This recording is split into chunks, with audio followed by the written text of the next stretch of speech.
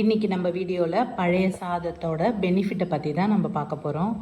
இந்த பழைய சாதத்தில் இப்போ அடிக்கிற வெயிலுக்கு நம்ம சாப்பிட்டோன்னா சூட்டை தணிக்கும். நோய் எதிர்ப்பு சக்தி அதிகமாக இருக்குது இந்த பழைய சாதத்தில். செரிமானம் நல்லாவே இருக்கும்.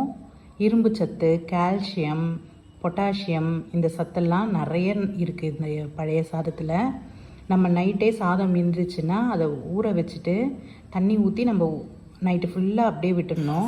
காலையில் எடுத்து பிழிஞ்சு போட்டு அதுலேயே இருக்கிற தண்ணியையும் வேஸ்ட் பண்ணாமல் அதையும் ஊற்றிட்டு தேவையான அளவு உப்பு, தயிர் கொஞ்சம் சேர்த்து நல்லா பிசைஞ்சிட்டு இதில் கொஞ்சம் மாங்காய் குட்டி குட்டியாக கட் பண்ணி வச்சுக்கணும். சின்ன வெங்காயத்தையும் கொஞ்சம் தோல் உரித்து எடுத்து வச்சுக்கணும்.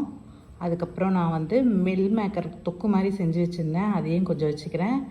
அப்புறம் சிக்கன் தொக்கு செஞ்சு வச்சுருந்தேன், அதையும் ஒரு 2 துண்டு வச்சுக்கிறேன். கருவாடு, பச்சை மிளகாய், பூண்டு உருக்காய் இதெல்லாம் வச்சு நம்ம கலந்து சாப்பிட்டிங்கன்னா அட்டகாசமாக இருக்குங்க. ருசியும் சூப்பராக இருக்கும். இதில் அதிக சத்தும் இருக்குது. இந்த வீடியோ உங்களுக்கு பிடிச்சிருக்கும்னு நினைக்கிறேன். பிடிச்சிருந்தால் லைக் பண்ணுங்கள், ஷேர் பண்ணுங்கள், கமெண்ட் பண்ணுங்கள், சப்ஸ்கிரைப் பண்ணுங்கள் ஃப்ரெண்ட்ஸ்.